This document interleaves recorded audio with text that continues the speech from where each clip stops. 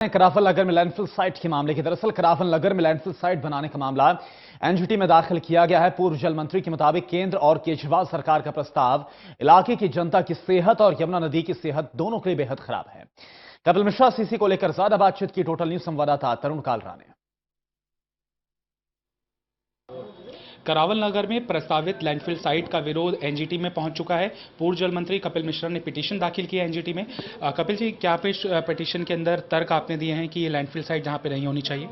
देखिए, सबसे पहले तो मेरी पिटीशन दो हिस्सों में है। पहला हिस्सा तो यह है कि जो केस चल रहा है अलमित्रा का गाजीपुर साइट का, जिसके आधार पर यह निर्णय लिया जा रहा है कि सोनिया विहार और गोंडा में लैंडफिल शिफ्ट की जाएगी, उसमें मेरे को पार्टी बनाया जाए जनता की तरफ से। पहली पिटीशन तो मेरी ये है। दूसरी पिटीशन में 3 कारण दिए गए हैं क्यों ये लैंडफिल नहीं बननी चाहिए। सबसे पहला कारण यह है कि इन साइट्स को एनजीटी ने खुद ही रिजेक्ट किया हुआ है इससे पहले, जो कि अधिकारियों ने जानकारी नहीं दी। दूसरा, ये ओ जोन में आता है, रिवर के ओ जोन में मास्टर प्लान में आता है, जिसको फ्लड प्लेन कहा जाता है। जितने भी लैंडफिल के कानून है उसके मुताबिक 100 साल के फ्लड के क्षेत्र में कोई लैंडफिल नहीं बनाया जा सकता, और यहाँ तो लगभग हर साल फ्लड आती है जिस जमीन पर ये लैंडफिल बनाने का प्रस्ताव किया गया है। तीसरा, ये यमुना नदी के पानी को, अंडरग्राउंड जो वाटर है उसको प्रदूषित करेगा। और चौथा, इसके आसपास की जो जनसंख्या है वो इतनी क्लोज है कि इतनी पॉपुलेशन के बीच में लैंडफिल कभी बनाया नहीं जा सकता। तो इन सभी तथ्यों को ध्यान में रखते हुए मैंने ये मांग की है कि एक तो लैंडफिल की साइट कैंसिल की जाए।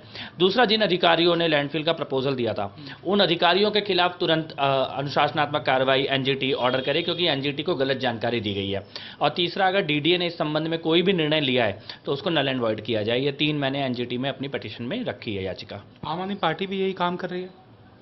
अभी तक मेरे को जानकारी नहीं है। ये जरूर है कि जब ये पता लगा कि मैं एनजीटी में गया हूं तो दिलीप पांडे ने भी एक प्रेस कॉन्फ्रेंस की है कि आम आदमी पार्टी भी एनजीटी जा रही है। अभी तक उन्होंने एनजीटी में क्या पिटीशन दी है उसका भी कोई रिकॉर्ड सामने नहीं आया। लेकिन मैं केवल इतना कहना चाहता हूं कि नकल के लिए भी अकल की जरूरत होती है।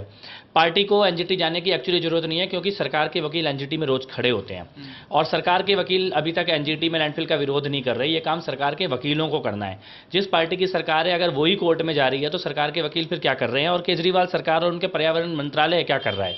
बीजेपी को आप जवाबदेह क्यों नहीं करार देते? बिल्कुल, इसमें ईडीएमसी है, इसमें डीडीए है, इसमें सीपीसी भी है, इसमें दिल्ली सरकार का पर्यावरण विभाग है। ऐसा लग रहा है कि सबने मिलकर ये सोचा है कि यहाँ पर जहाँ सबसे गरीब लोग रहते हैं दिल्ली के, यहाँ पे लैंडफिल बना दो और इसका थोड़े दिन विरोध होगा तो सह लेंगे। अल्टीमेटली लड़ाई हम लोगों की अपनी है, जिनके घरों के आगे लैंडफिल बनना है। तो इसमें एक तरह से सारी ही जो एजेंसियाँ हैं और उनके ऊपर जो लोग बैठे हैं वो सभी लोग इसमें शामिल हैं।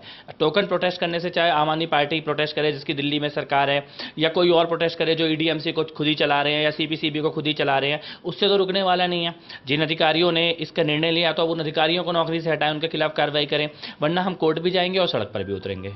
तो जाहिर तौर पर करावल नगर के जो क्षेत्र के निवासी इस भय में थे कि यहाँ पर लैंडफिल साइट बन जाएगी तो उनका जीना दूभर हो जाएगा, तो प्रयास होते हुए दिखाई दे रहे हैं, और अब इस बात की गुंजाइश कम ही दिखाई दे रही है कि वहाँ पर लैंडफिल साइट कभी बन पाएगी। हालांकि एक राजनीतिक मुद्दा जरूर रहेगा।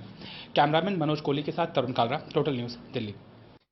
इधर सोनिया विहार और गोंडा में लैंडफिल साइट को लेकर आपने एनजीटी में पिटीशन दायर की है। आपका साफ कहना है कि उसने रणनीति बनाई है। आपने अपने पिटीशन में एनजीटी को कई सुझाव दिए हैं। सोमवार से आम आदमी पार्टी ने कूड़ा हटाओ हस्ताक्षर अभियान चलाने का भी फैसला किया है। पार्टी सोमवार से जो लोकसभा क्षेत्र है उस इलाके का जो तकरीबन 7-8 विधानसभाएं प्रभावित होती हैं, उन 7-8 विधानसभाओं में इस विषय पर जनता के दरवाजे खटखटाएगी। कूड़े का पहाड़ हटाओ हस्ताक्षर अभियान चलाया जाएगा हमारे साथियों द्वारा, और इस हस्ताक्षर अभियान से भी यदि भारतीय जनता पार्टी शासित डीडीए, डीडी और ईडीएमसी के ऊपर के कान पर जू नहीं रेंगती है तो आम आदमी पार्टी फिर सड़क का भी रुख करेगी।